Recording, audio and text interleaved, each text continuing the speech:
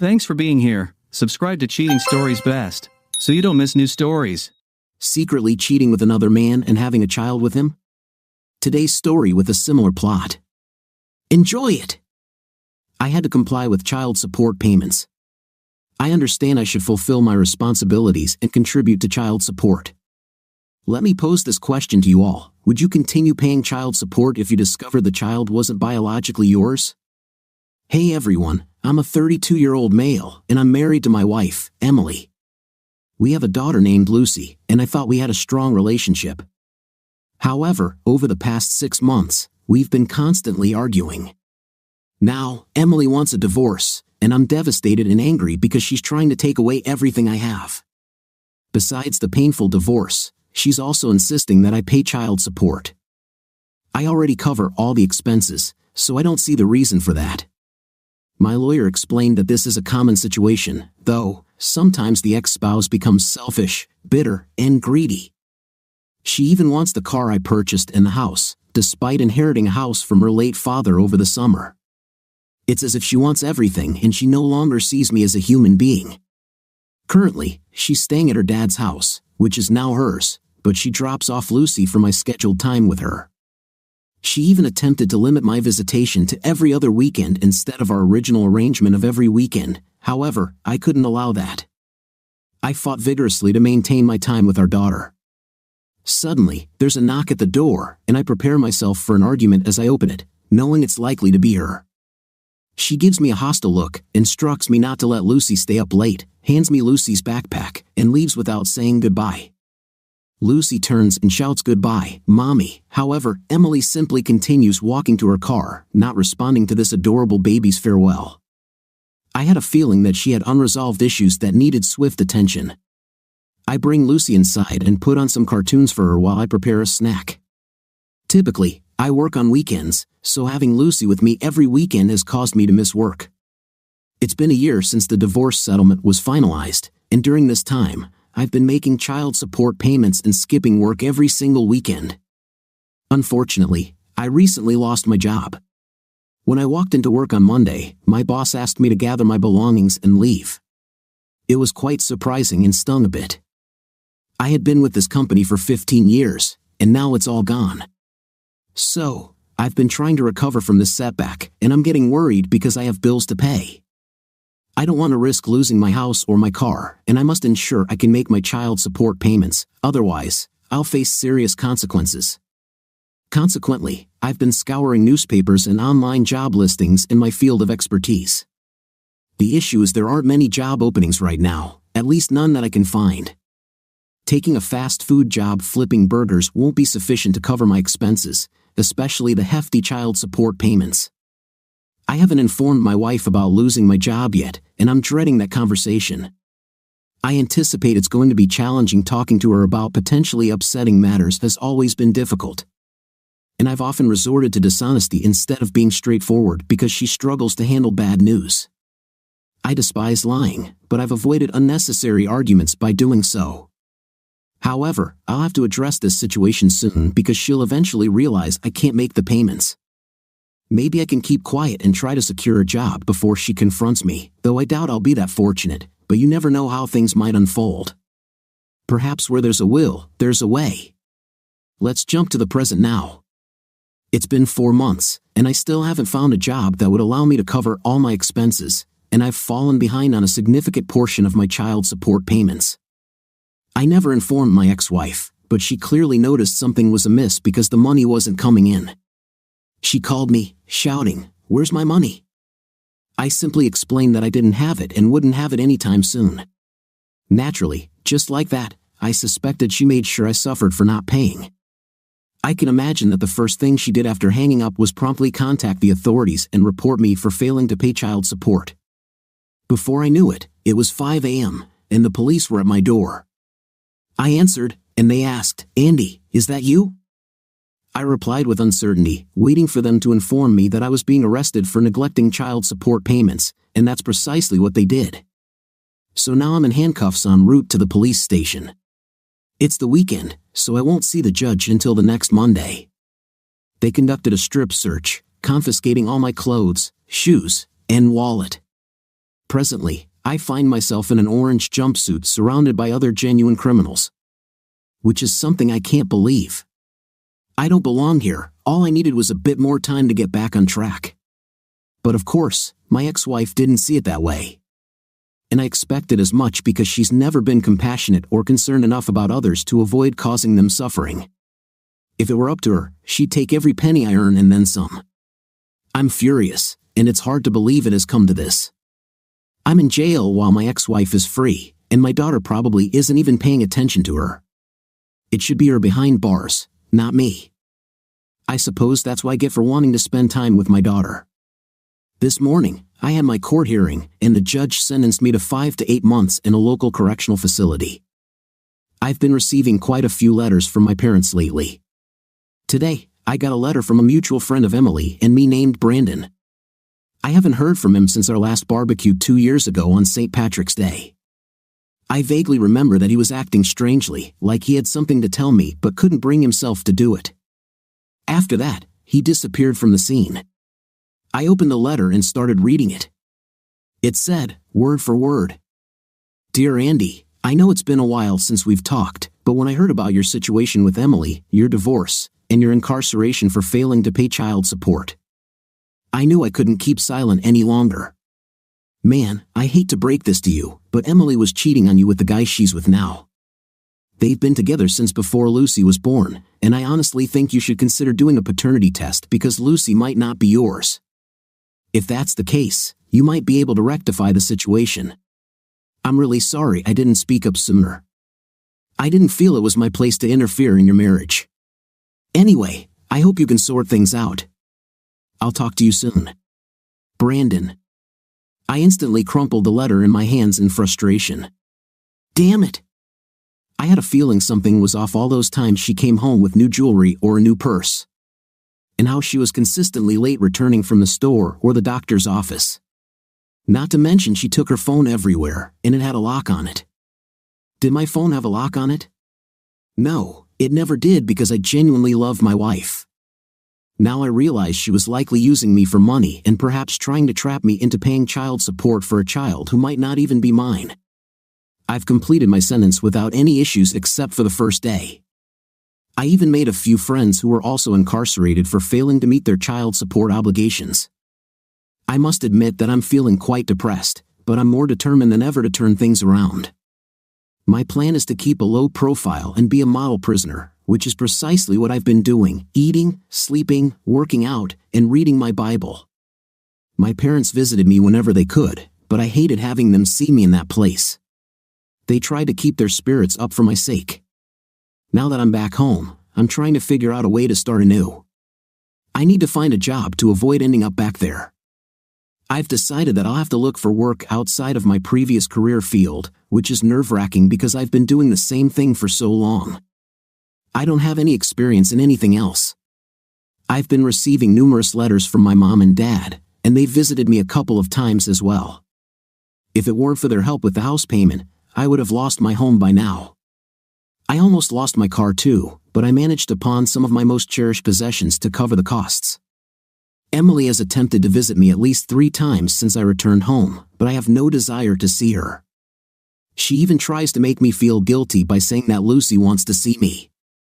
However, I'm not her biological father, and I never should have been placed in that situation in the first place. I can't bring myself to face Lucy because I simply don't know what to say to her. She must be so confused, and I feel terrible for her. But I know I have to take Emily to court to secure what I rightfully deserve from all of this. She should never have deceived me into believing Lucy was mine. She had ample opportunities to tell me the truth, but instead, she lied to me every single day. And then she shattered my world by letting me fall in love with that little girl. Well, now I have nothing and no one, but being alone is better than being lied to every day. I started searching online for a better lawyer because I just knew I was going to need the best lawyer in town to get this taken care of ASAP. I didn't care how much it would cost me or if I could even pay for it. My new job is alright. I'm working for a marketing agency. It's not so bad, but it doesn't pay near as much as I'm used to. But hey, it pays the bills, and that's all that really matters right now. So I would find another job to pay for the lawyer if I had to. At this point, I work 3 jobs to make sure Emily gets what's coming to her. I searched for a lawyer all night and finally picked one that seemed like the right option. So I gave him a call, and he said all the right things when I explained my situation. He set up a court date and a paternity test for me to take so they had that result instead of waiting till the court date appeared. I showed up at the place where I'm supposed to take my test, and Emily's there with Lucy at the exact same time. Lucy sees me and takes off running in my direction. I was not sure what to think. I love this little girl absolutely to death. I helped raise her for her whole life, pretty much. We have such a great bond, and I don't know what I'm going to do if she's not mine. Please, Lord, let her be mine, I prayed in my head. Then I picked Lucy up and gave her a hug and a kiss on the cheek. I told her I missed her and I loved her and that she needs to go back with Mommy now. She protested, but Emily walked and yanked Lucy out of my arms and just walked away. Lucy starts crying and yelling Daddy, and I had to walk away, my heart breaking into pieces as I did it. I took my test, and they said that I would get the results within a couple of weeks. Oh boy, how great for a first update. Now it's time to wait patiently. I haven't been able to sleep much in the past week and a half, and it shows on my face with those dark circles under my eyes that have become a permanent feature. I don't recognize myself anymore. I'm just eager to find out the truth so I can plan my next steps. Then the mailman arrived, delivering today's mail to the mailbox. I walked out to the end of the driveway, collected the bills and other envelopes, and started heading back inside. That's when I saw it, the results right there in my hands.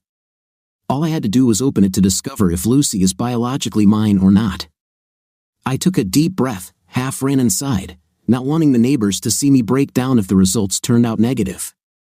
I closed the door behind me, rushed over to the couch, and sat down with trembling hands. I tore open the envelope, accidentally tearing the paper inside.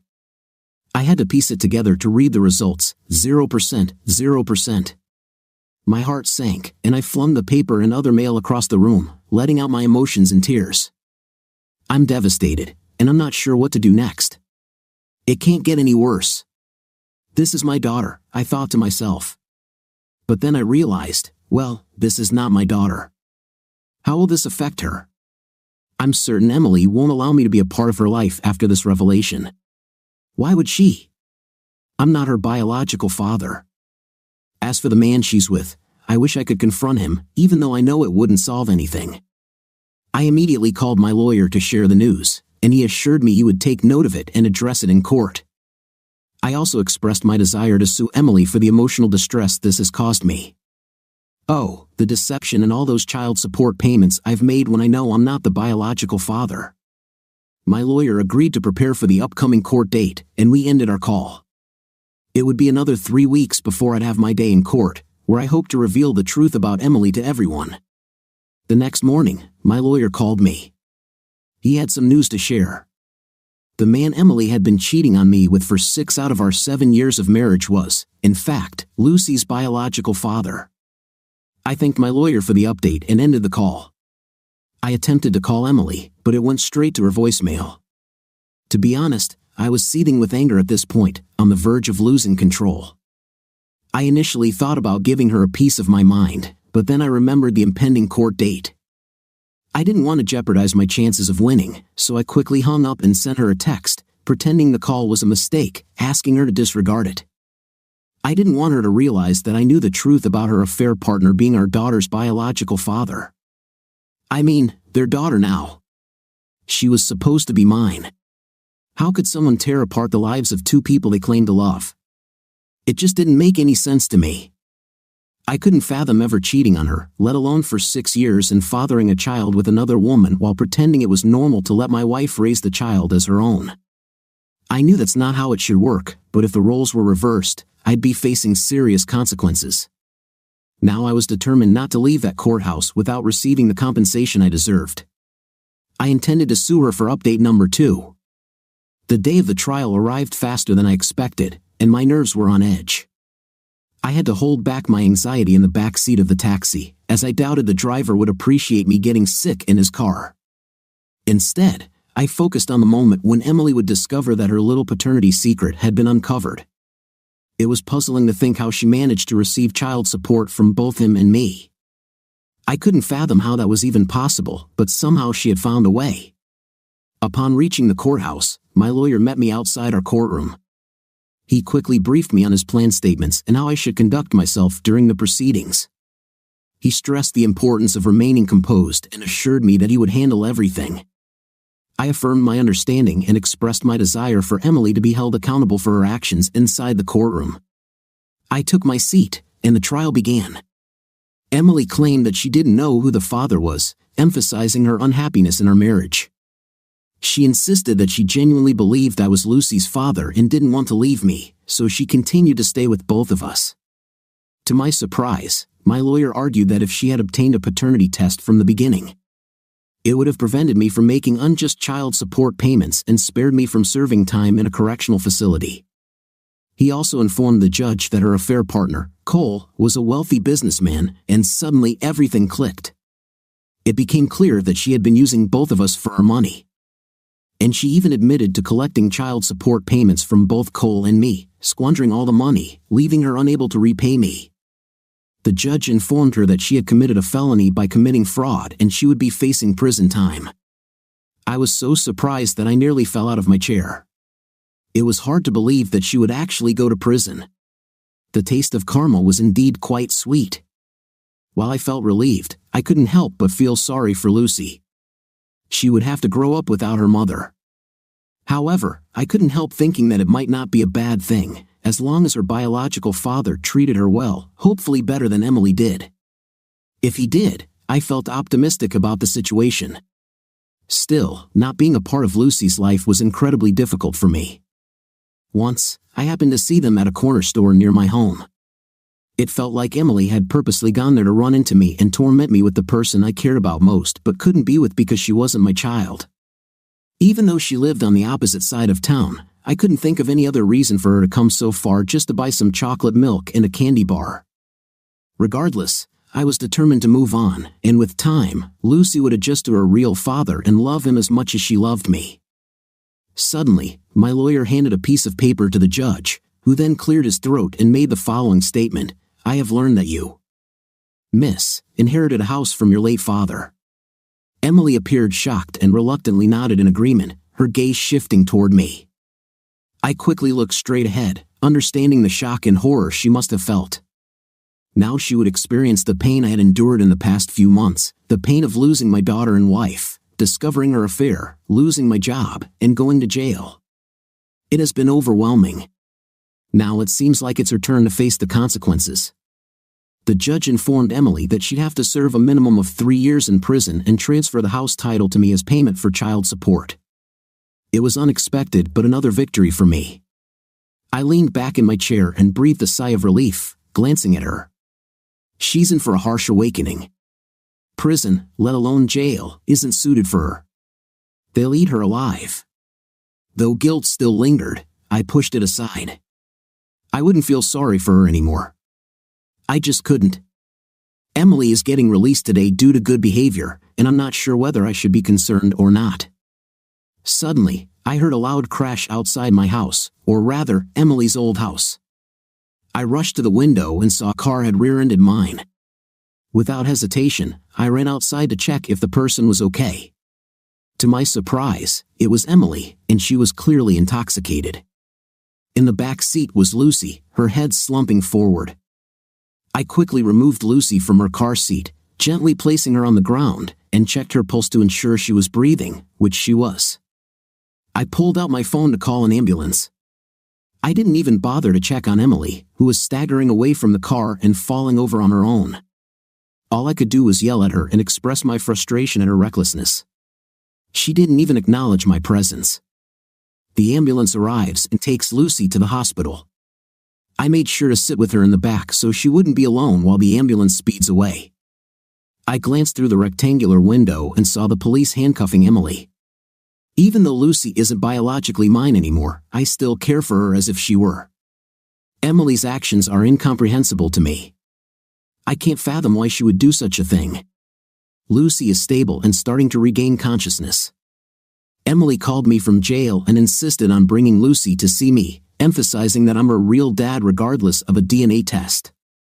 I responded by informing her that I would do everything in my power to ensure she loses full custody of Lucy.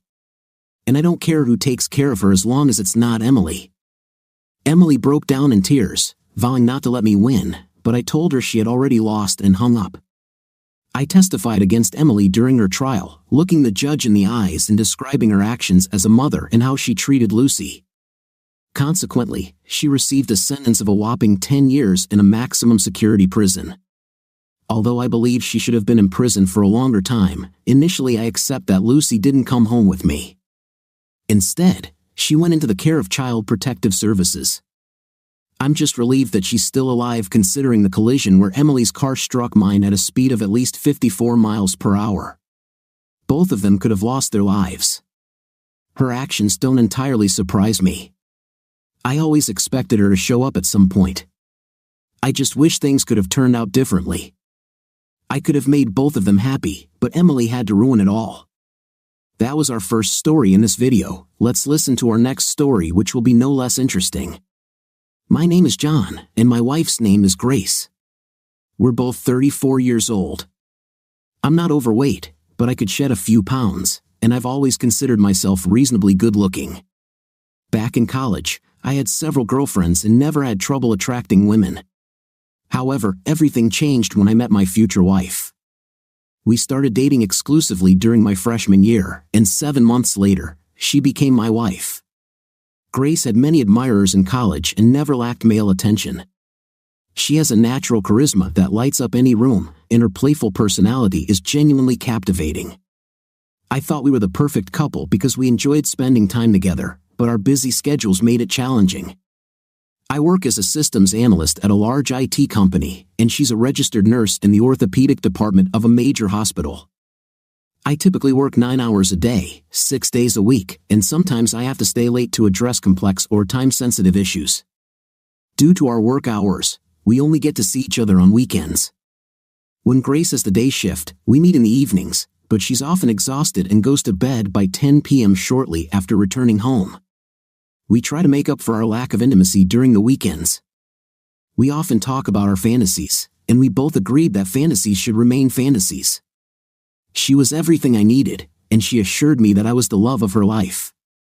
I have no time for cheating, and she's aware of my strong stance against it. Grace works 4 days a week for 13 hours from Monday to Thursday, with alternating shifts every 4 weeks.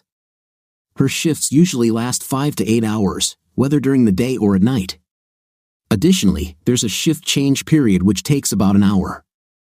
So when she heads home, she typically arrives around 9:30 a.m. or p.m.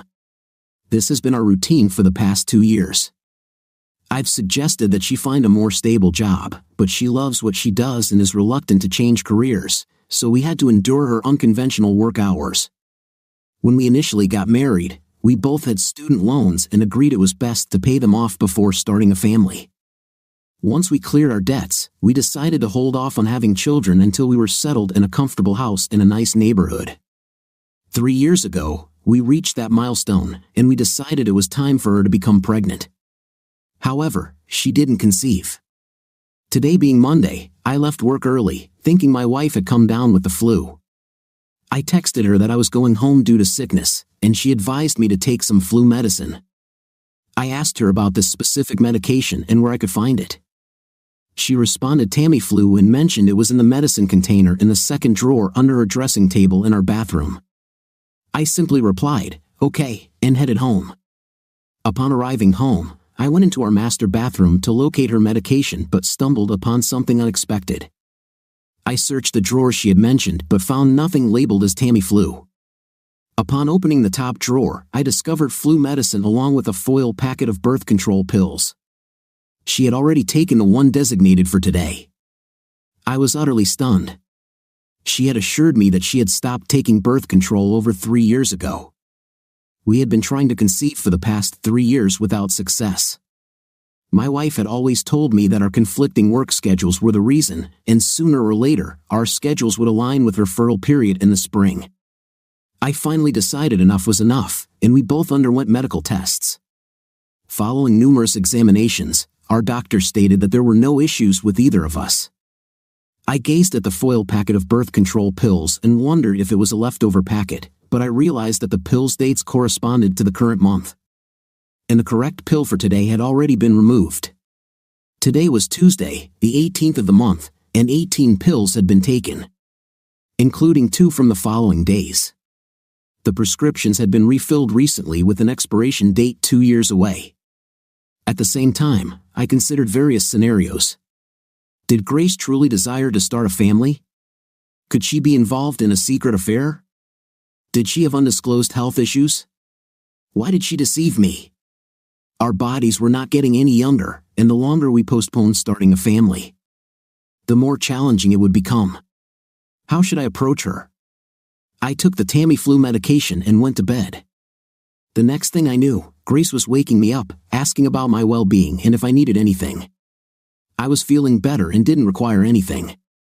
I couldn't help but feel that she hadn't confided in me, but she remained silent.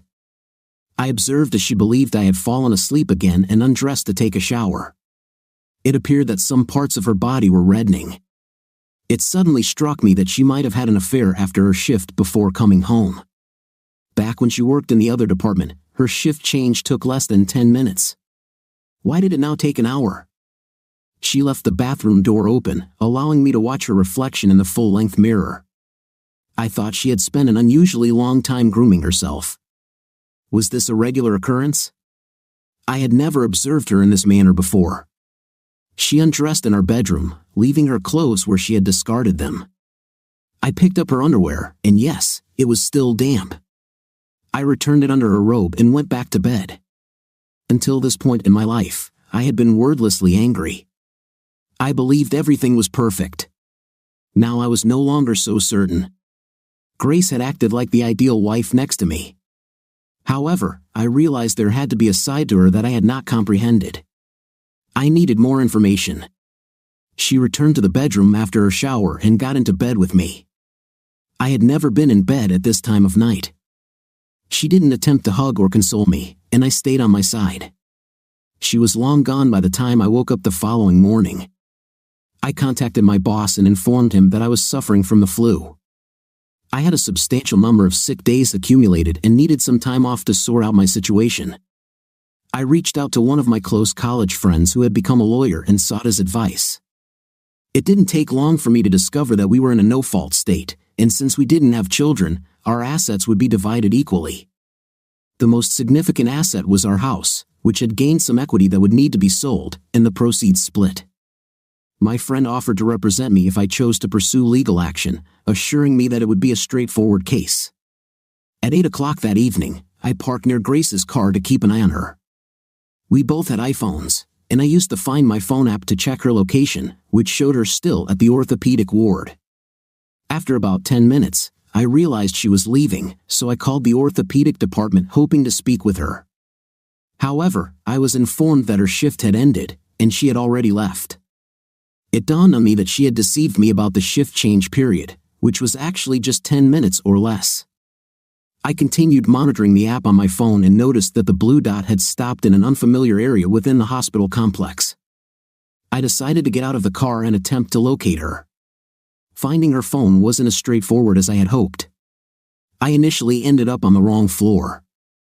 Eventually, after at least 20 minutes, I arrived outside one of the rooms used by doctors for resting during long shifts. Inside, I could hear the sounds of intimate activity. I needed to conceal myself to see who would emerge from the room, so I managed to find an open janitor's closet about 50 feet away. After roughly 20 minutes, Grace exited the room and made her way toward the garage. A few minutes later, a man came out as well. After a brief moment, he locked the door. I approached him and asked for directions, to which he kindly obliged.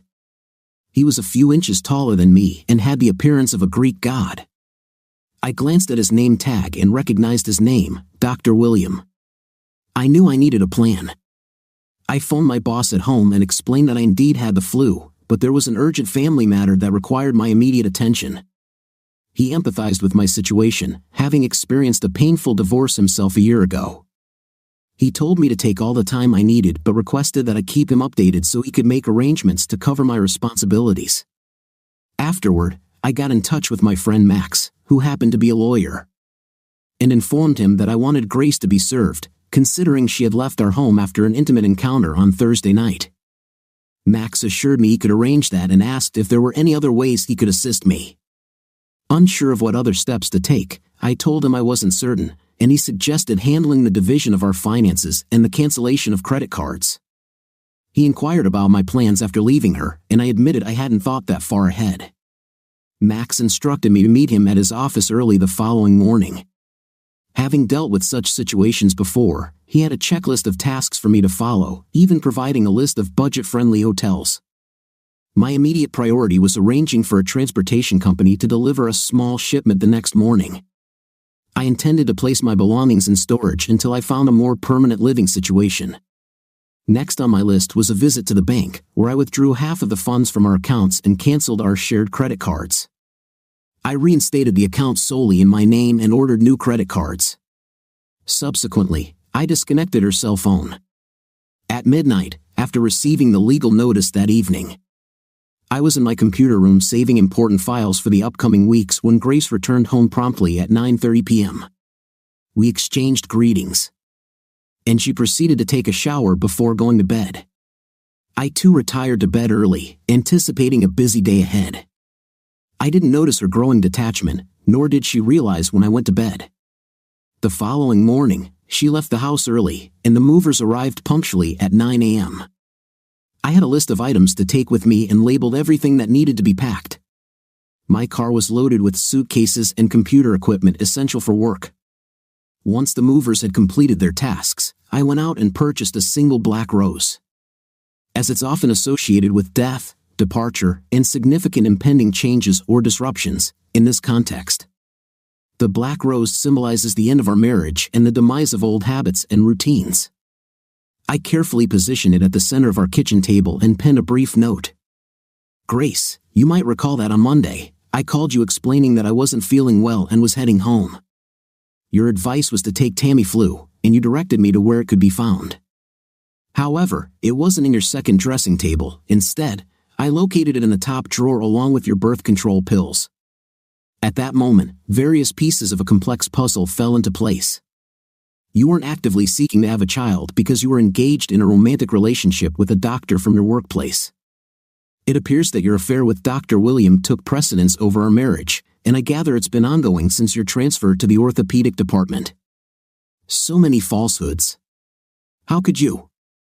I believed we had a strong marriage built on trust and love. Now, my heart is shattered. Did you think that I wouldn't discover the impending demise of our marriage? Well, here's the surprise. In our no-fault state, I don't require evidence of your infidelity, which incidentally would be quite easy to obtain. I've divided our accounts and taken everything I need from the house. Have you noticed that your cell phone and credit cards might not be functioning? Find a new place to reside because in 60 days, I'll be listing the house, and anything left behind will be donated to Goodwill. You're now free to make your choices. I wonder if he's married and has a family. Eventually, his wife will uncover the truth. What will the hospital have to say? Remember when I mentioned that I wouldn't tolerate infidelity? I'm just preparing you for what may unfold in the future. No longer your husband, John. I left my wedding band on the table along with the note before departing from the house. I checked into a hotel offering weekly rates and settled in, waiting for further developments. Grace was served divorce papers by a deputy sheriff who occasionally worked for Frank. He specialized in handling such legal matters. It seemed she had a fit and lost consciousness. The doctor had to rush out in his underwear to provide assistance. About an hour later, she called, furious and inquiring about why I had filed for divorce. I responded by asking why she would pose such an obvious question. I informed her that I was aware of her infidelity dating back to her time in the orthopedics department, which spanned over 2 years. Curious, she inquired when I had discovered her affair, and I explained it was just last Monday while searching for Tamiflu. That's when I stumbled upon her birth control pills. I overheard her conversation on the phone afterward. It wasn't difficult to piece it all together, so I ended the call. Apparently, she hadn't read my letter. My sleep was restless, but I resolved to return to work the following day. There was an overwhelming workload awaiting me, and I had no particular destination or someone to return home to anymore. Consequently, I began putting in 16-hour workdays, 7 days a week. Max and I conversed frequently, and one day I inquired about the doctor's marital status and whether there was a way to notify his wife of his involvement. Grace contested the divorce proceedings, although I hadn't seen or heard from her. Her attorney communicated with Max, the court date was drawing near, and I found myself in the same room with her, though she refused to make eye contact. I wore a suit with a black rose pinned to the lapel. The judge displayed an unfriendly disposition, generally disliking divorce cases. Grace proposed attending counseling, and Max questioned its relevance given her extramarital affair. I firmly informed the judge that I would not participate in any court-ordered counseling. I didn't care if he decided to throw me in jail. From my perspective, my wife was a dishonest, unfaithful woman, and I couldn't stand to be in the same room with her. I made it clear that, in my view, I hadn't done anything wrong, and it was Grace who had broken our wedding vows, leading to our divorce. I suggested sending her to counseling since she was the one in need of it. I was promptly found guilty of contempt of court and slapped with a fine. To be honest, I wasn't too bothered by it. I was seething with anger, and Max had to whisk me out of the courtroom before I said something that would land me behind bars. Max reminded me that it was just a hearing, not the final verdict. I asked Max to investigate whether Grace was avoiding the doctor. I wanted to expose their affair. Max hired a private investigator who set up a hidden camera in the doctor's break room and recorded their activities after hours. She was also caught badmouthing me on an audio recording. Let's just say their intimate encounters would rival an X-rated movie. I inquired whether we could hold the hospital accountable. Now that we had video evidence, Max didn't believe we could use the video in court. But leaking it anonymously would certainly tarnish the hospital's reputation and bring them unwanted attention. He advised me to wait until after the divorce was finalized and then send the video to the hospital, as well as to the administrators, the doctor's wife, our friends, and family. If she were fired before the divorce was finalized, I might end up paying alimony, which was something I absolutely wanted to avoid. Finally, the day of the divorce arrived, and the judge granted our divorce without further ado. He believed that too much animosity had already been stirred up, and he saw no hope for salvaging our marriage. The divorce was official. The very next day, the video leaked from an anonymous source completely unrelated to me. Things got chaotic pretty fast. Grace called me, questioning why I had done all of this. I informed her that there was no evidence proving I had leaked the video. However, I did express my gratitude to whoever had exposed the truth. I also reminded her that I had zero tolerance for infidelity, especially when it happened right under my nose and continued even after I filed for divorce. She had ended 2 marriages. I mentioned that things could be worse, and she agreed. Unfortunately, the situation did indeed worsen the following day when our family and friends reacted to the video. Everyone sided with me, and no one had kind words for her. People had always thought we had a perfect marriage. That was 3 years ago, and I haven't had any contact with Grace since. She seemed distant and severely affected. In the meantime, I got remarried to a wonderful woman, and we now have a 1-year-old daughter. My new wife desires a large family and intends to be a stay-at-home mom, which aligns with my long-standing wish. As for Grace and William, they faced significant hardships. Grace made multiple attempts to reach out to me for nearly a year. I'm not entirely sure why she tried, considering I didn't give her a chance to reconcile. Both William and Grace lost their jobs abruptly. William's wife initiated divorce proceedings. Grace might have been able to cope, but then I shared the video with our friends and family, dealing her a devastating blow. Consequently, she began contemplating starting anew. If she hadn't contested the divorce, she might not have lost her job. Grace didn't want a divorce, so she sought counseling. However, my strong reaction led to her losing the case in court. Her second mistake was continuing to see William and engage in a romantic relationship with him. I made a strategic decision by waiting until our divorce was officially completed before releasing the video. If I had done it earlier and she lost her job, I would have been obligated to pay alimony. Eventually, Grace felt thoroughly ashamed and embarrassed.